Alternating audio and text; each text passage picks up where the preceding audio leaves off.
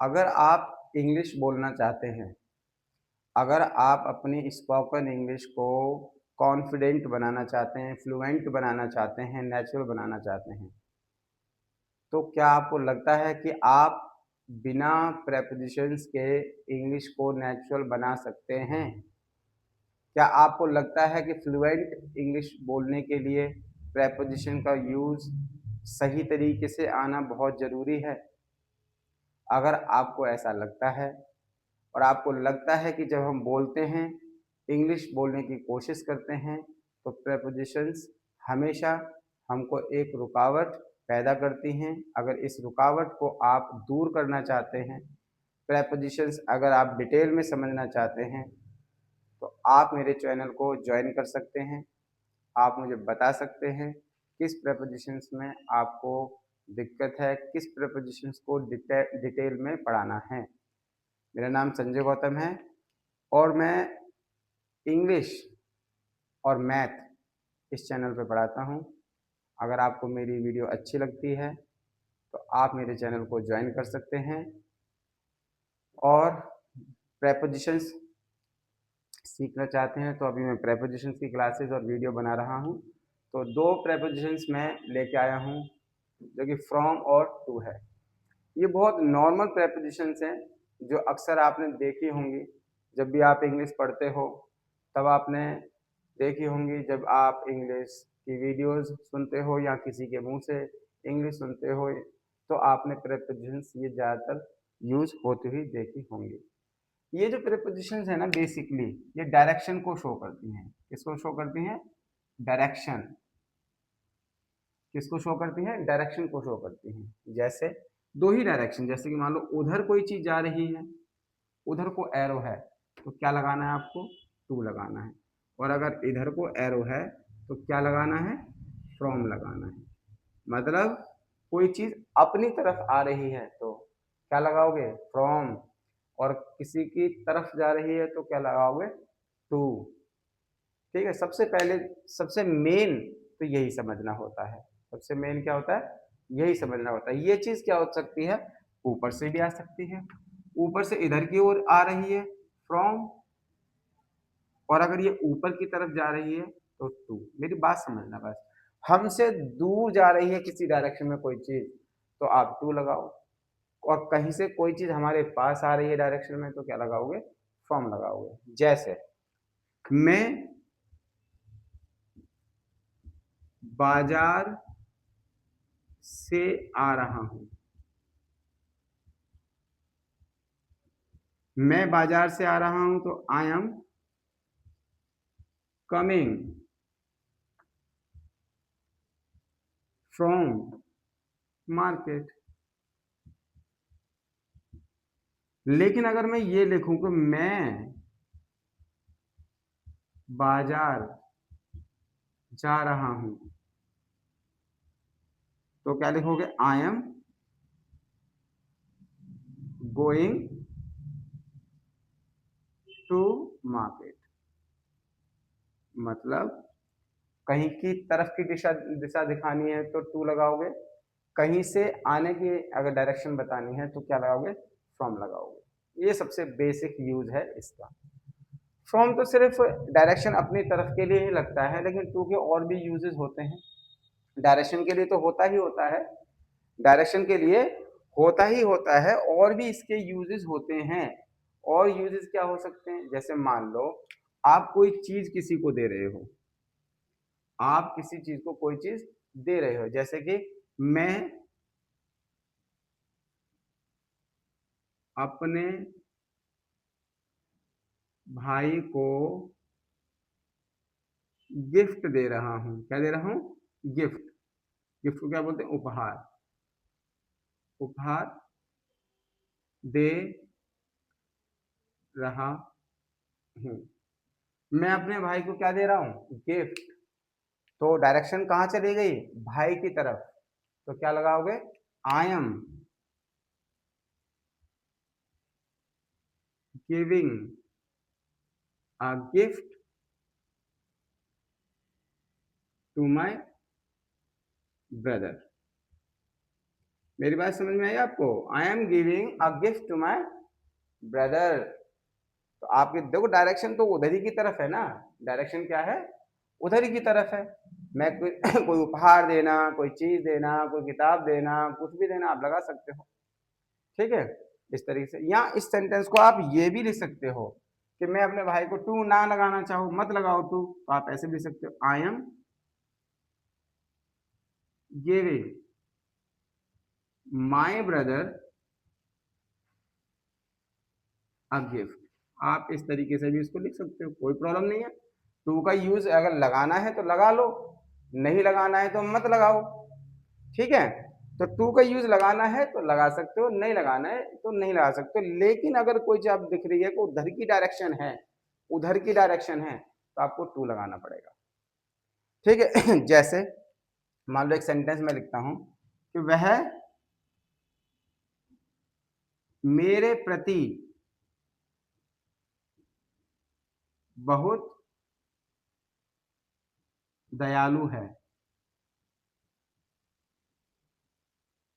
वह मेरे प्रति क्या है, दयालु।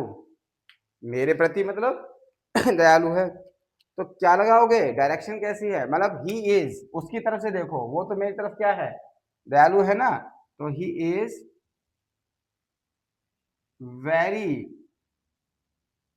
Kind to me, he is very kind to me, ठीक है। वो मेरे प्रति काफी दयालु है। और वैसे तो खैर ज्यादातर याद करने होते हैं, ये काइंड के साथ टू लगता है, एडिक्टेड के साथ टू लगता है, बहुत सारे वर्ड्स हैं जिसमें टू लगता ही लगता है, ठीक है। सपोज टू लगता ही लगता है, ठीक है। तो टू इसके लिए इस्तेमाल होता है।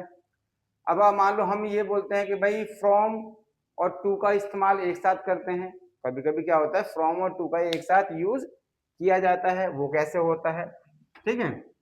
जैसे कि मैं ये कहूं, मैं ये कहूं सुबह से लेकर शाम तक, सुबह से लेकर शाम तक। सुबह से मतलब मान लो मॉर्निंग है, अब मेरी बात समझना, तो मॉर्निंग से तो कोई चीज चालू हुई है ना, तो फ्रॉम लगेगा, और इवनिंग तक तो क्या लगेगा, टू लगेगा। इवनिंग तक मतलब क्या हो गया, ये एक लिमिट हो गई ना, क्या हो गया लिमिट, कि मॉर्निंग से इवनिंग तक, तो क्या लगोगे, फ्रॉम मॉर्निंग टू इवनिंग, हो गया कि नहीं हो गया, फ्रॉम मॉर्निंग टू इवनिंग। तो ये क्या हो गया, लिमिट के लिए भी लगा सकते हैं, और कहाँ लगा सकते हैं, ये कंपैरिजन के भी लगता है, किसके लिए, कंपैरिजन करते हैं ना, तुलना करते हैं किसी के साथ, जैसे कि he is junior to me, वह मेरे से क्या है, जूनियर है, he is junior to me, इस तरीके से। तो ये इसके यूजेस थोड़े से एडवांस भी हो सकते हैं। अगर बिल्कुल सिंपल तरीके से, अगर आप बिगिनर हैं, आपने इंग्लिश सीखना शुरू किया है, तो आप इस तरीके से कर सकते हैं। टू का यूज एक डायरेक्शन के लिए होता है, ठीक है। टू का यूज किस लिए होता है, डायरेक्शन के लिए होता है। गिफ्ट दो किसी को तो हो सकता है, जैसे कि बहुत सारे वर्ड्स हैं जिसके साथ काइंड लगता ही लगता है, जैसे कि वो मेरे प्रति क्या है, प्रति का यूज आता है, इस तरीके से आता है प्रति, तो भी आप क्या लगा सकते हो, टू लगा सकते हो, ठीक है। जो इसका और यूज है वो क्या है, ये तो कंपैरिजन करने के लिए होता है कि वो मुझसे क्या है, जूनियर है, या मुझे चाय की जगह क्या पसंद है, चाय की जगह क्या पसंद है, ठीक है, कॉफी पसंद है, तो I prefer coffee to tea, बोल सकते हो तुम इस तरीके से, ठीक है। तो कंपैरिजन के लिए भी लगता है, लेकिन ये वर्ब के साथ भी लगता है, किसके साथ लगता है, वर्ब। वर्ब क्या होती है, जैसे कि टू लगा के वर्ब आती है, वर्ब की फर्स्ट फॉर्म लगती है, तो कब लगता है, जैसे कि जब ना आता है, ये ध्यान रखना, ना आ जाए और ने आ जाए। जैसे अगर मान लो तुम्हें ये लिखना है जाना, तो क्या लिखोगे, टू गो। आना, तो क्या लाओगे, टू कम। खाना, तो क्या लगाओगे, टू ईट। ठीक है, तो इस तरीके से ये लग सकता है। जैसे कि मैं खाना खाना चाहता हूं, मैं खाना खाना चाहता हूं, तो क्या लगाओगे, मैं खाना खाना चाहता हूं तो I want to eat food. ठीक है, तो मेरी बात समझो, मैं क्या कहना चाहता हूं कि ये डायरेक्शन को शो करने के लिए होता है। कहीं से कोई चीज आ रही है तो फ्रॉम, कहीं तो कोई चीज आ रही है तो टू, और इसके जो अलग से यूजेस हैं वो वर्ब के साथ लगते हैं। ना, ने, इसकी हिंदी निकलती है। अगर ना ने हिंदी निकल रही है तो आपको क्या लगाना है, टू लगाना है। जाना, टू गो, आना। जैसे कि मैं यहाँ जॉब करने आया हूँ, अगर मैं ये लिखूं मैं यहाँ जॉब करने आया हूँ, तो क्या लगाओगे, मैं यहाँ जॉब करने आया हूँ। तो देखते हैं क्या बनता है। देखो, मैं